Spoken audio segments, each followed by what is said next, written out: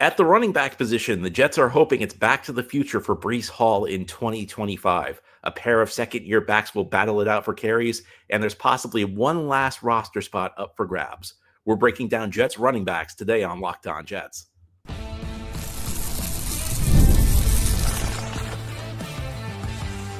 You are Locked On Jets, your daily New York Jets podcast.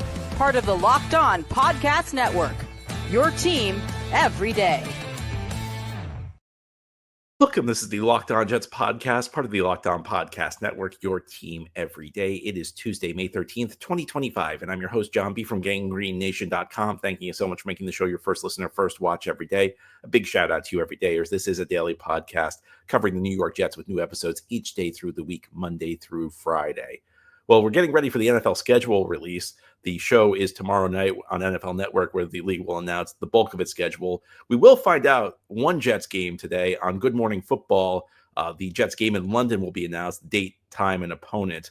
But on today's show, we're going to focus at a position that's gaining importance for the Jets when they take the field in 2025, and that's the running back position. I think that there's probably one roster spot up for grabs, and it could come down to what the Jets want from the player in that role. There are a couple of second-year backs who will battle it out for a key role on this team. But let's begin by talking about Breece Hall, a back who generates a lot of attention. And he will continue to generate a lot of attention, first of all, for his play on the field, but second of all, because in 2025, he is entering the final year of his contract. And I think the importance of Breece Hall has grown this year relative to last year. At least, most of last year, the Jets had two really good wide receivers in Garrett Wilson and Devontae Adams. And this was an offense that was based around the quarterback, Aaron Rodgers. In 2025, the Jets offense, I think, is going to lean heavily on the run game. And part of that is because of the quarterback the Jets have, Justin Fields, who in his own right is a very talented runner. And it's not a terrible thrower of the football, but a guy who's still very much a work in progress as a passer. And I think the Jets are going to be one of the league leaders in rushing attempts this year, in part because I think the quarterback is going to receive plenty of designed runs. And I think the Jets will work in a lot of option plays where the quarterback can either keep it or hand the ball off, depending on how the defense looks. And this is the type of thing that I think could open up big things for Breece Hall. I think Breece Hall is going to be a key player for the Jets in 2025. And it's kind of funny to say that because Aaron Glenn, in a recent media interview, kind of suggested Breece Hall's role might be cut back a little bit. He talked about how the Jets are going to go with a kind of a three-headed monster out of the backfield where they'll be splitting carries between Breece, Braylon Allen, and Isaiah Davis. And I'm not saying that Aaron Glenn was lying when he made that comment, but I do think things evolve over the course of the season. I think you go into the season with a plan and then you adjust as events dictate. And I feel like events are likely to dictate that the Jets are not going to stick long-term with a three-headed monster in the backfield. I think it may very well go back to being a two-man rotation or even a situation where Breece Hall gets the bulk of the carries. And I think part of the reason for that is the Jets need a big play threat on offense. They don't really have many. The guys were like the guys like were guessing maybe big play threats are totally unproven, like Arian Smith, who they drafted out of Georgia, who has a lot of speed. Breece Hall is the one proven big play threat on this offense, and I think the Jets are hoping it's back to the future with Breece because in 2024 he had kind of a down season. It was not there were expectations that were high. In 2023 he almost broke 1,000 yards with an awful offensive line. The Jets' 2024 offensive line was better at pass blocking than they were at run blocking, but I think it was still a disappointing season. And maybe the biggest disappointment for Breece was just the overall lack of big plays. In 2023, Breece gains 20 or more yards on 4.6% of his catches and runs. So 4.6 in 2023, that was down to 3% in 2024. And the big issue were his rushes. He had 7 rushes for 20 or more yards in 2023, only 3 rushes of 20 or more yards in 2024. So he went from 7 where he was breaking a 20-yard run almost once every other week to 3 in 2024 where he wasn't even doing it once a month. That's a pretty big drop. And he went from breaking 20 yards on 3.1% of his rushes to 1.4. I still can't really explain what happened with Breece, why he was so much less explosive in 2024 than he was in 2023. But I think it's fair to hope for a bounce back. I mean, what I would say is that he produced 7 receptions on 76 catches of 20 yards or more in 2023. So 7 out of 76, so 9.2%. Produced 5 out of 57 in 2024. So, he was producing big plays on his receptions quite a bit. The thing was just he had less receptions in 2024 than 2023. 23, he had 76 catches. 24, he had 57 catches. I expect his reception total to be closer to 23. I expect his reception totals to go up because you don't have Devontae Adams here anymore. Have Aaron Rodgers kind of force feeding the ball to his best friend. Breece was a critical part of the Jets passing game in 2023. Not so much last year. So I think we're going to see Breece utilized a lot more because outside of Garrett Wilson, there's not a lot in terms of the Jets really don't have many receiving threats on this offense. And he, 2 years ago when he had 95 targets, Tyler Conklin was here at the tight end position. Tyler Conklin received a lot of targets in 2023.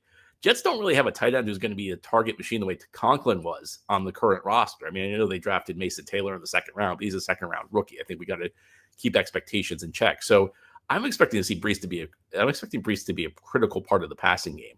And again, he showed that he can still produce big plays as a receiver. 8.7% of his catches in 24 went for 20 or more yards. So he's still an explosive option out of the backfield as a receiver. Breece needs to start breaking more big plays as a runner. And I think there are a couple of ways the Jets could help him do this. One is one of those option plays I was mentioning with Justin Fields, because the way an option play works is essentially you're leaving one defender unblocked at the line of scrimmage.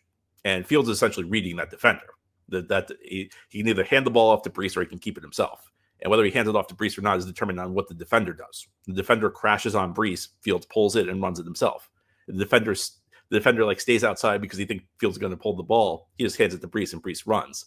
And this is the type of thing that I think can unlock Breece Hall. I think Breece Hall is going to be a much more efficient runner this year because you'll have those option plays built in where he'll only get the ball if it's a fortuitous situation.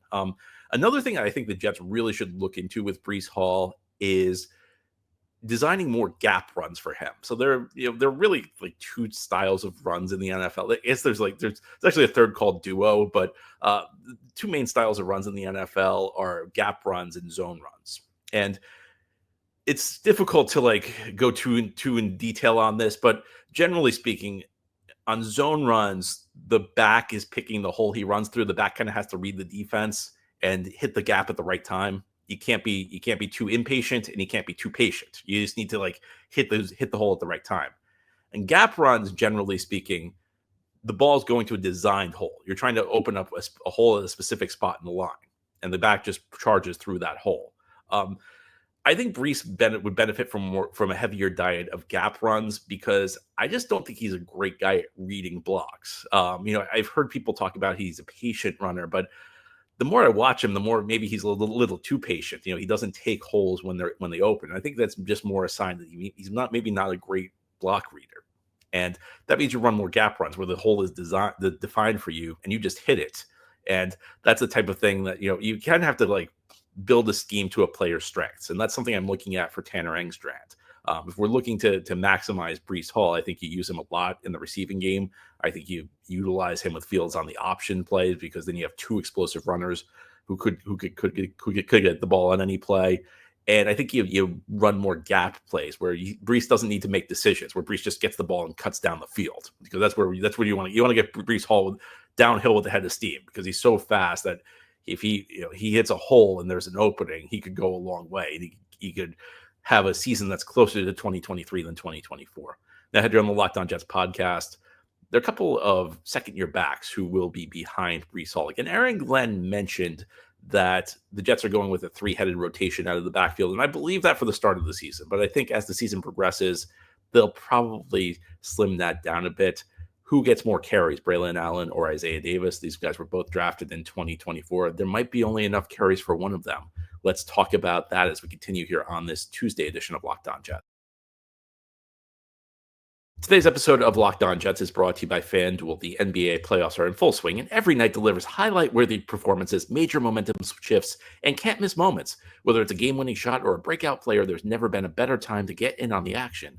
And FanDuel makes it easy to stay in the game before tip-off and live. With player props, performance trends, and same-game parlays, fans have more ways than ever to play smart and win big. Of course, locally, the Knicks are taking on the Boston Celtics in round 2 of the NBA playoffs, but there are also really exciting matchups going on across the league and big-time player performances happening across the board.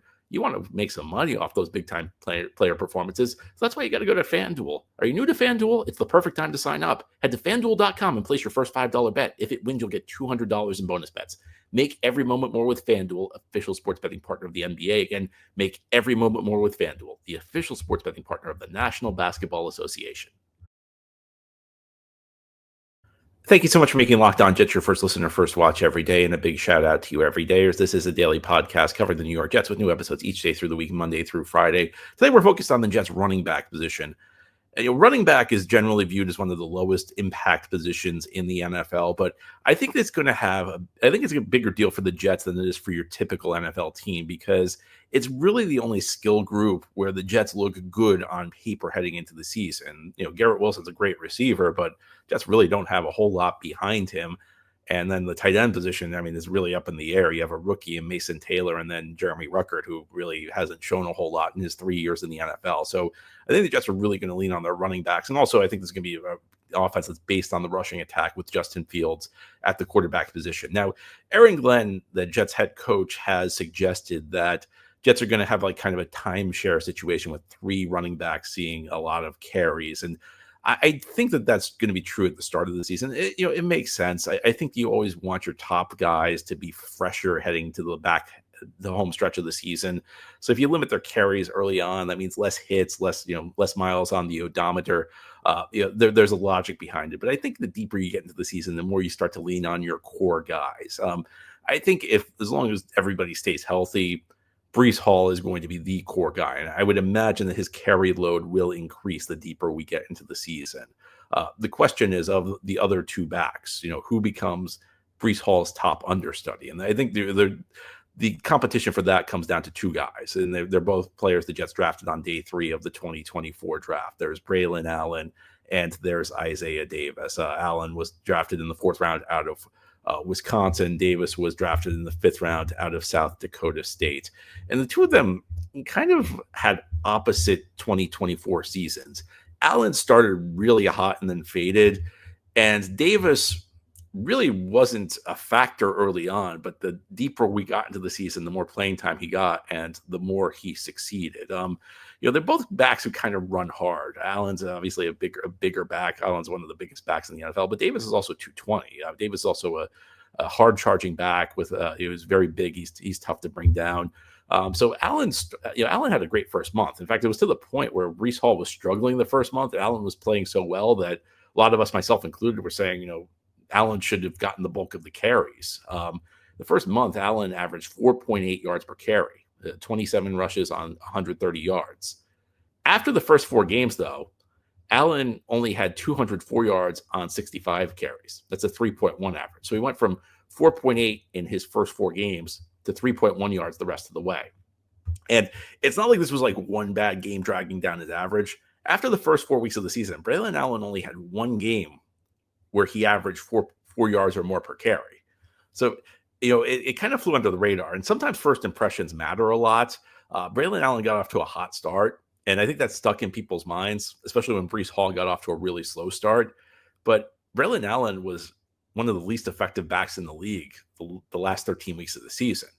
And it's I've always viewed him as kind of like an enigmatic player, because in college, he averaged almost 7 yards per carry as a 17-year-old freshman at Wisconsin. He was one of the best backs in football in one of the toughest conferences at an age where he should have been in high school. But the last 2 years at Wisconsin, they were good, but they weren't as good. They weren't as impressive.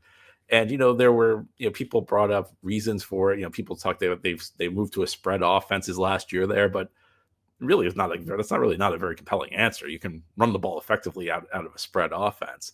So this is kind of like the story is Allen shows these real flashes of promise and then, kind of fades. So, somewhere in them is a really talented back. And if the Jets can channel that, you can be an excellent second back.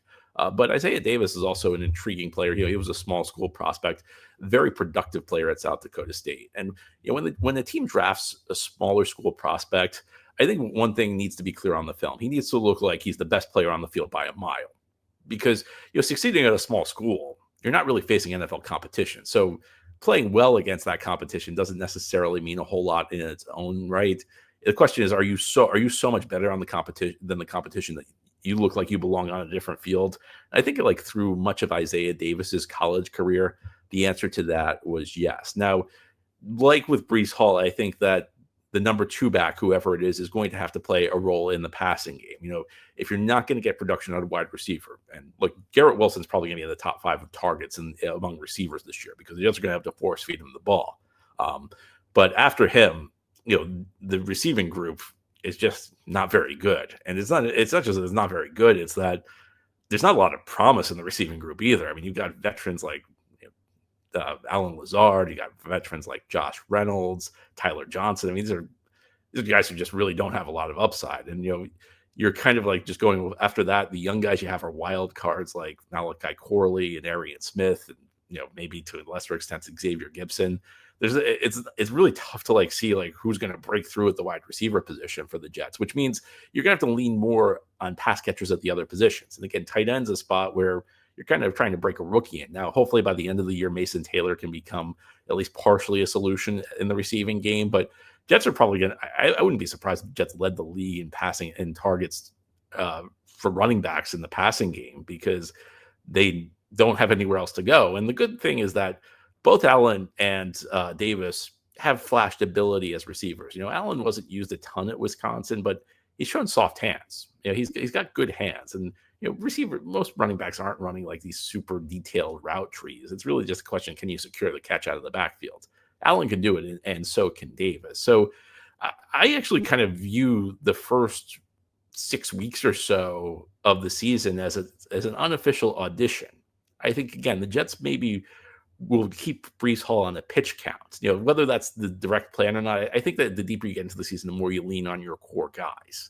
So I think Breece Hall is going to the first 6 weeks. Breece Hall's carries might be kind of limited in order to keep him fresh for the home stretch, and there will be an opportunity for Allen or Davis to really emerge as that number 2 back, for the point where Jets maybe close the loop a little bit, at a point where the Jets are focused on getting their best backs more carries. I think Breece Hall's workload is going to increase the deeper we get into the season. That means less carries for the other guys. So there may only be room for one other back to get an appreciable number of carries.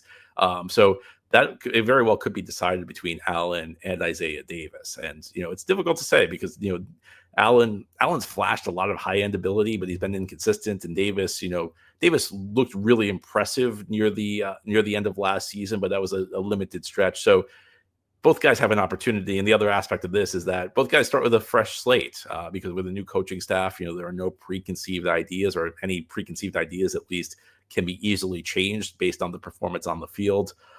So this is going to be an interesting battle. It's going to be kind of like a position battle that takes place during the season. Some position battles take place in training camp. This is going to be one that I think is going to be under the radar during the season. And I'll have my eye on who performs better early in the year.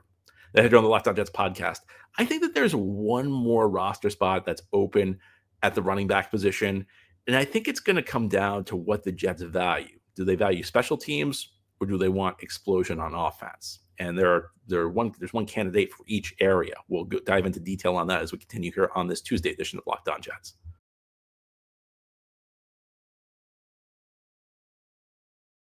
This is the Locked On Jets podcast on this Tuesday. We're talking about the running back position today for the New York Jets. It's a position that's viewed as one of the lowest value positions on the field, but I think the Jets are a team in 2025 where it's more important than typical, because this is kind of the skill group the Jets are going to need to lean on. The rooms are not talented at the wide receiver and tight end positions.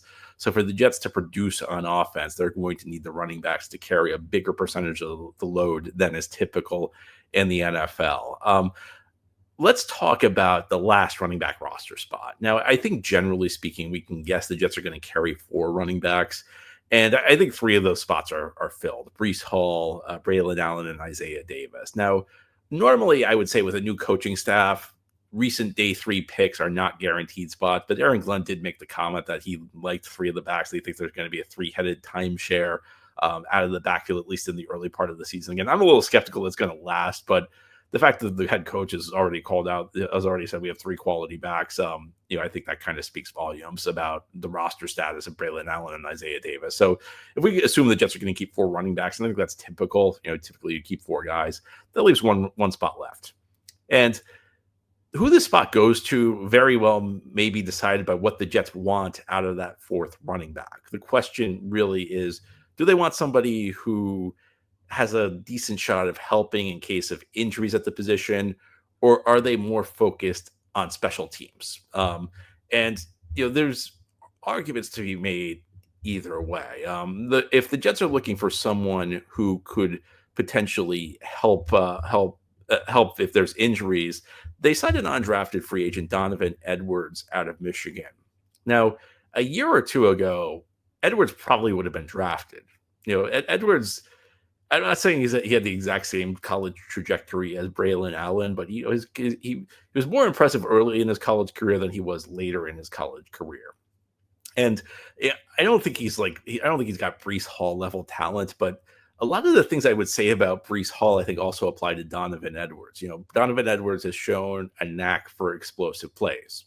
He's shown some ability to be a quality receiver out of the backfield.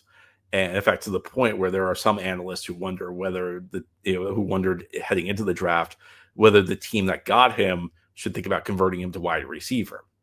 He's also a guy who, struggles a bit with the block reading aspect of the game. I think if you're talking about like a number 4 back, Edwards is not a bad option. He's a guy who brings certain attributes to the table. I wouldn't be shocked to see Edwards stick on the roster. Now, I don't think he's going to really challenge for much playing time unless there's an injury, although, of course, at the running back position, that's always a possibility.